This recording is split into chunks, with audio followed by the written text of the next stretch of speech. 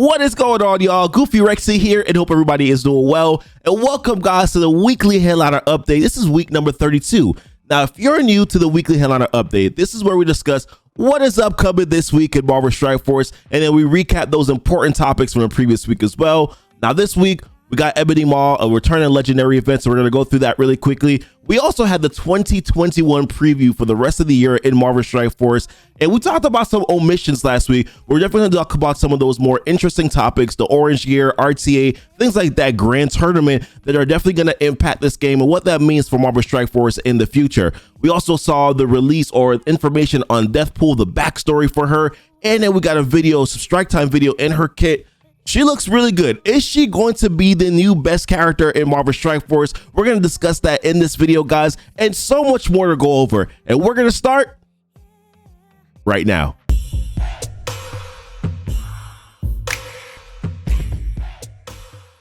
All right. Welcome back, guys. If it's your first time coming to the channel here and you would like to see some more Marvel Strike Force content, then consider hitting that subscribe button. Also hit the notification bell so that you will know when my videos do go live. And then there are a few links that are down below. One where you can join my Discord. I also have my Twitch link that's down below there where you can follow me, where I do stream Marvel Strike Force and some Future Revolution content weekly. There's my Amazon coins link if you're looking to save some money here on your Marvel Strike Force in-game purchases.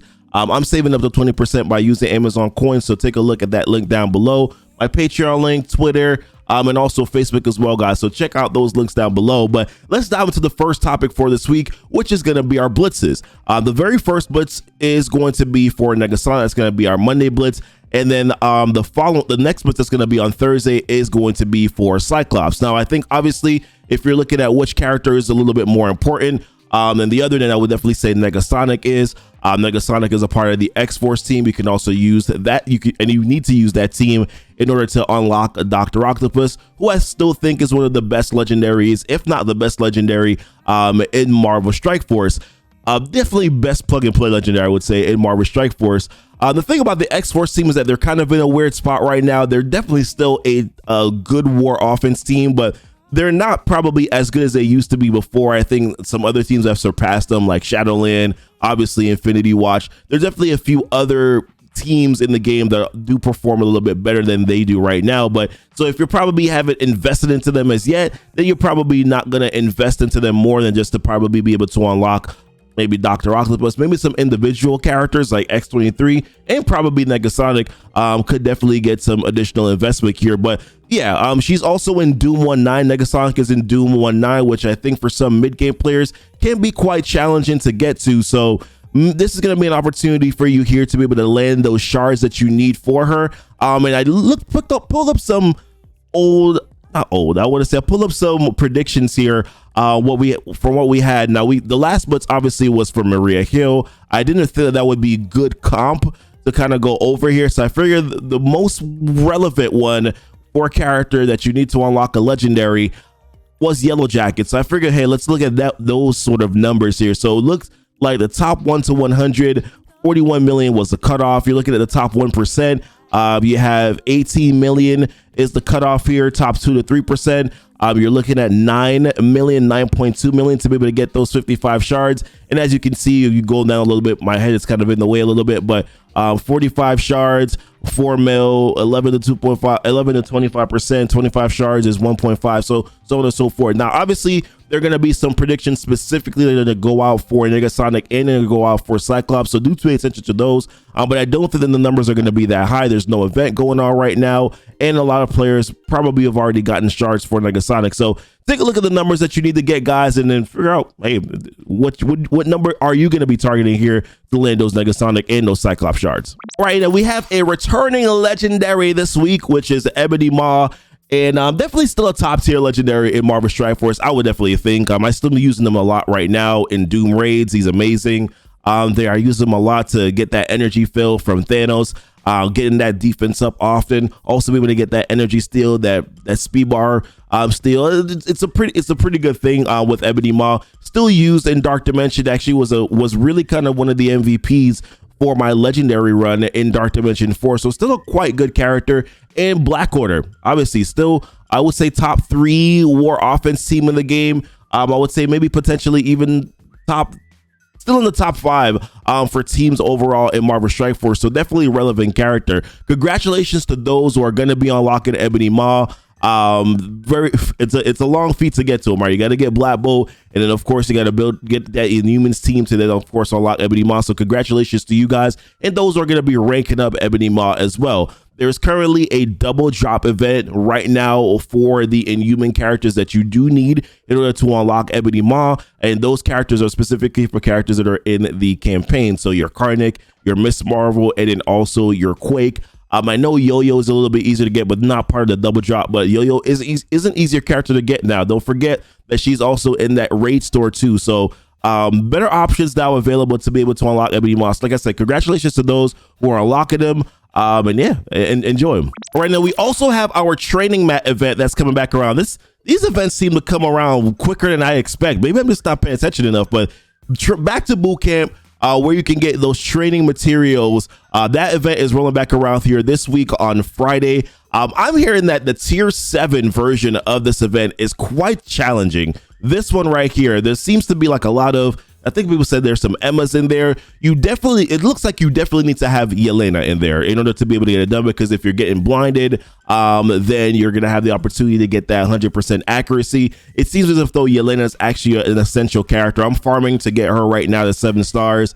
It's going to take me quite a while. I'm still trying to get Red Guardian to 7 stars, so it's going to be a little while before I'm able to do this. Also wanted to remind you guys as well that you do need, for past tier 5, just in case you don't know, you do have to, there are some ISO requirements. So ISO level 1, green for tier 5, ISO level 2, green for tier 6, and then ISO level 3 for tier 7. So just keep that in mind when you're planning towards this event now or in the future, that there are also some ISO requirements that are there as well.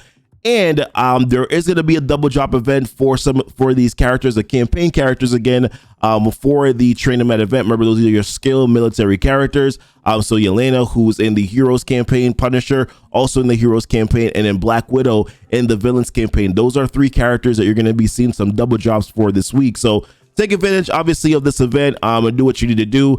Another event that we're going to talk about this week is the Veiled Threats event. So this event is going to be ending on the 14th, which is going to be Saturday. So far, I think it's been a relatively good event. There were some needed resources that were there. I think everyone was really shooting for these Elite Fours, not Elite Fours, but these Elite Red Star orbs right here.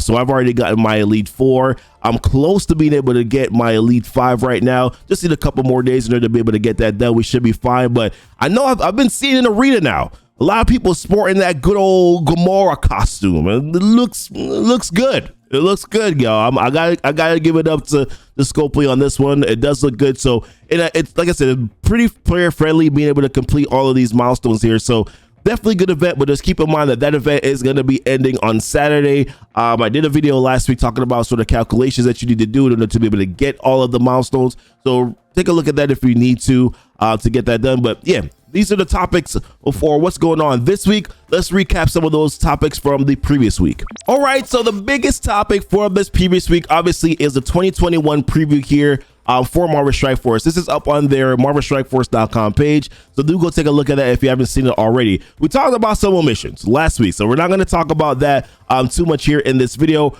We do want to focus on some of the topics that I think are going to have the most impact in Marvel Strike Force over the next few months. So let's start off with Gear Tier 16. That's probably one of the biggest topics. We're talking about some other stuff later on in this video here, but Gear Tier 16, and then also these Doom Ray 2. So new gear is going to be this teal gear. Previously, before, we thought it was going to be that turquoise gear, but apparently it's going to be that teal gear that they're going to be introducing in Marvel Strike Force here. You're going to need Gear Tier 16 in order to be able to do Dark Dimension 5, which we'll talk about a little bit later on in this video. They're also looping in Doom Ray 2. They made an announcement that Doom Ray 2 is also going to be coming to the game, and that is going to be one of the primary ways for you to get Gear Tier 16. They also mentioned as well that you're going to need ISO 8 blue in order to be able to enter into this Doom Ray 2. So I think a lot of the sticking point right now for players is, okay, you're introducing this new Gear Tier 16. We're going to need this for Dark Dimension 5. We're probably going to need Gear Tier 16 in order to be able to successfully get through Doom Ray 2, to be completely honest, right? But now this is going to be my goal. My ability to enter into Dark Dimension 5 is solely going to be based on the other 23 members in my alliance, and I think that's where players don't feel good. And I definitely agree with that. Previously, before in other Dark Dimensions, Dark Dimension 4, Dark Dimension 3, I didn't have to depend on my alliance members. Well, not solely, right? I think in general, if you're in a good alliance, that's going to help you to progress in the game. It's going to help you to get the gear that you need to invest into characters, to get them to be good in arena, etc., right? Alliance, whatever. Like, of course, being a good alliance always helps, but this being one of the primary ways for you to get gear tier 16, that's not a great feeling. If you're in an alliance that is unbalanced, right, where you're a 13 million TCP guy and your lowest person is 5 million and your median, your average TCP is probably 8 or 9 million, you're probably not going to be able to get into this Doom Raid 2 unless it's going to be quite challenging. Doom 1.1 is challenging within itself. There's some struggles there with being able to do that bio section, which they're probably going to be introducing some new team, some new character. I hope that they don't replace the symbiotes, but just give the symbiotes another character on that team where they can get that content done. I definitely do feel that this is probably just not a great direction to go. Now, they said one of the primary ways to be able to get it, so obviously it means that it's not going to be the only way that you're going to be able to get this gear tier 16. So obviously I'm assuming they're going to utilize the battle pass. They're going to throw some gear in the store, probably in the war store. That's most, and obviously, of course, some cheddar, some money that you're going to have to fork out for this new gear tier 16. So those are kind of like my quick thoughts. What are your thoughts on that, guys? Don't necessarily think that that's good. Now, they did say that they're going to make, because they're introducing this new teal gear, they said that they're going to make orange gear a little bit more available. They also specifically talked about orange gear economy. Orange gear, they're going to be increasing the availability for orange gear, paying particular attention to the unique pieces, which I think overall is a good direction if they're talking about those hero uniques, because ballistic weaves, alien spores, those are still going to be tough. And although they are going to be making that more available, I still think that you need to be a little bit more. We're going to have to see what it looks like first. How much more available are they going to make it? But I still do think that you need to still be wise about how you're spending your orange gear, because although that will be more available, you still need to spend orange gear before you can get to gear tier 16. So be smart about what characters you are putting that gear on.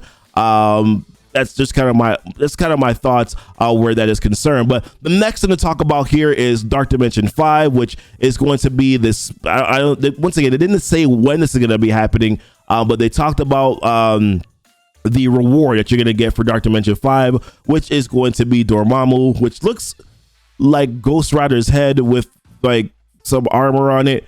Either way, let me not get on them. This is actually a pretty good. I like this model. I think Dormammu looks good, and this is a work in progress. So this is obviously not the final artwork, but in general, I've always commended the artwork team. They've always done a really, really good job. So that's going to be the new character here for Dark Dimension 5.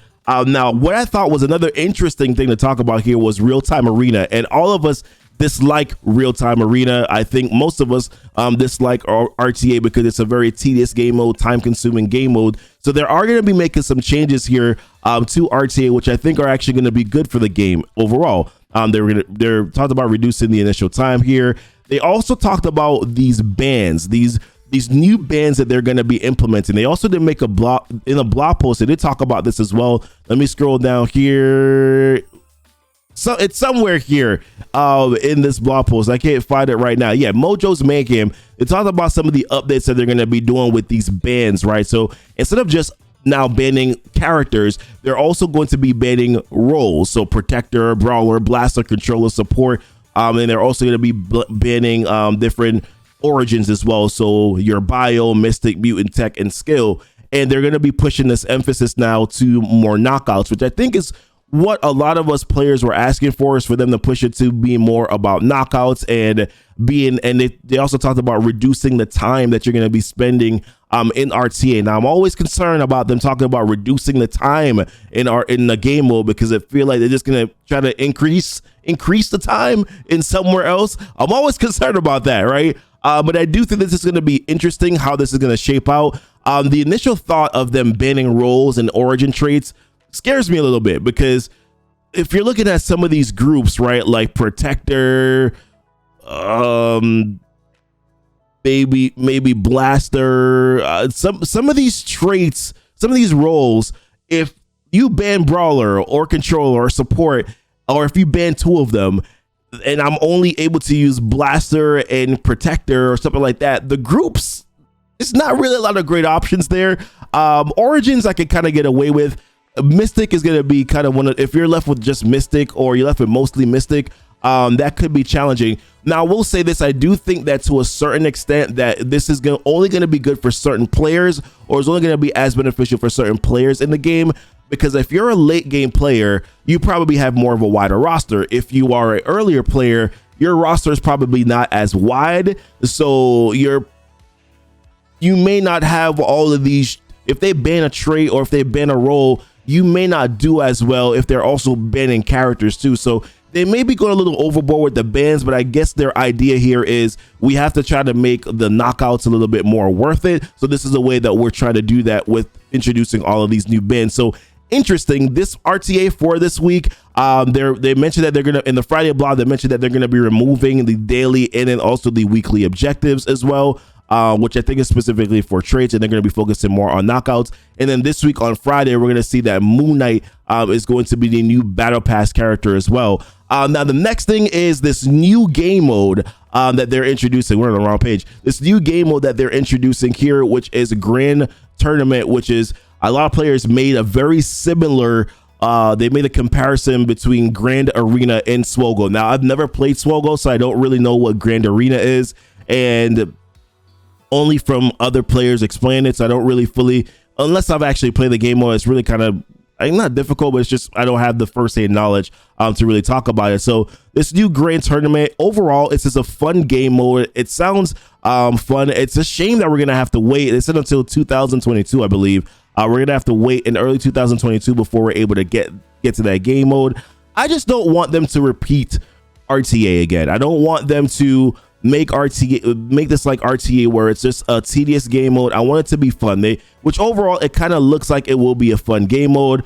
Players get matched into a large group and will take turns fighting each other over the course of a week. Players will battle opponents based on a Swiss system tournament, non-elimination with multiple rounds. The victory points will be earned and accumulated over multiple rounds and tallied at the end of the determined ranks. Combat in the setup phase, players assign several teams on defense into rooms. These teams cannot be used to attack. So it looks like kind of strategy based and fun based. You're going to be able to utilize your whole roster to be able to get this done. I just don't want them to tie rewards behind it. Just make it a fun game mode, something that we get to do that is fun in this game. I really want that the emphasis on Grand Tournament, I really want that to just be about fun and not be about just another way to milk resources. Don't put gear tier 16 gear in there. Don't do stuff like that. Or don't put an abundance of it to where we're forced to do it. I want them to make this specifically just a fun thing. But those are pretty much the main things that I looked at on this. There are other things to talk about, right? We could have dived a little bit more into Dark Dimension 5. We could have talked about on the level 85, but I think in general, this is probably as much the most impactful things that I think are going to be there. Definitely were some omissions, red stars, new player experience, character availability, bugs, and of course the economy changes that they mentioned. They're largely vague, so we're gonna have to see exactly what that means. But next on the list here for me was we got Deathpool. We saw her kit finally on paper and in video. She looks amazing. She's a daughter of Death and she's a daughter of Deadpool, else the term Deathpool. A little play on words there. No, but overall she looks like a really good character. She does have the Mystic tag, and Mystic, there's not a lot of real good options for Mystic characters in the game. It's actually one of the areas where they lack a lot of variation of characters is Mystic. So I'm glad and happy to see that there's going to be another Mystic character. I think that obviously they're trying to introduce new characters for these difficult game modes like Doom Raid, Doom 1.1, Doom Raid 2. They're introducing these new characters now that are going to be helpful in those areas. But a lot of really good things about her kit. Health distribution to Mystic allies. She's able to spread negative effects like Venom, so spread it from one target to other adjacent targets. She has a speed bar fill. She has ability generation that she can give to other Mystic characters, and she can also give Mystic characters drain as well. Now, this this ability here, her ultimate, is absolutely insane. Number one, it's a 3. She gets it on turn 1, and it's a very low cooldown, only a 3-turn cooldown there.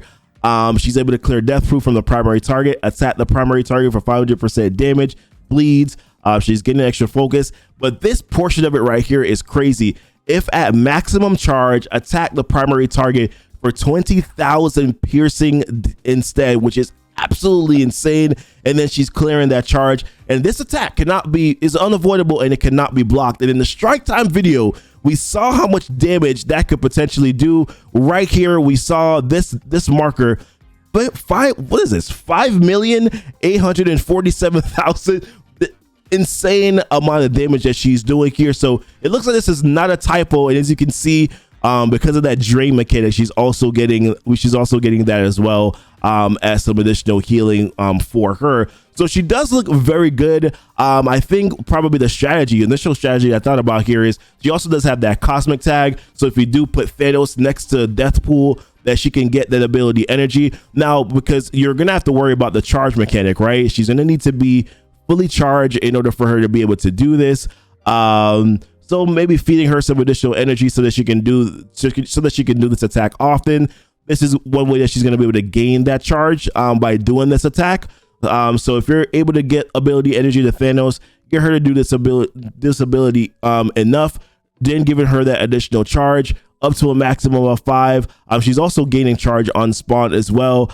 Then you might be able to actually do this ability more often. So that's just kind of my initial thoughts here. But like I said, very good character. It looks like, I don't know if she's going to be the best character in the game. I still think that when I'm looking at her kit, I still think that Kestrel has a lot more of an impact.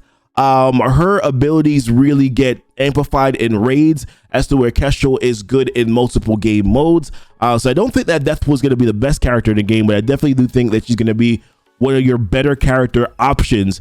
You're probably your best character option to use in those Mystic Doom, or for those Mystic Doom raids here in the new Warriors tag. Some new characters. We saw Tana's video last week. Look like we're going to be getting some pretty good characters here for this new Warriors team. So excited about that. But listen, guys, this is going to be it for me this week. What topics? What else should we have talked about this week? What are your comments and thoughts here on this 2021 preview? The RTA changes, Gear Tier 16, the Alliance amplifications, Deathpool. What omissions do you think? New Grand Tournament. So many things, guys, that we talked about in this video here. Leave it in the comments. And don't forget, if you haven't liked and subscribed already, make sure to do that, guys. Definitely helps to boost this channel up a little bit. Also, let me know if there's any specific topics that you want me to talk about in future videos. I can definitely implement that into the cycle as well. But appreciate you guys watching. Thank you guys so much. Y'all be blessed and y'all be safe.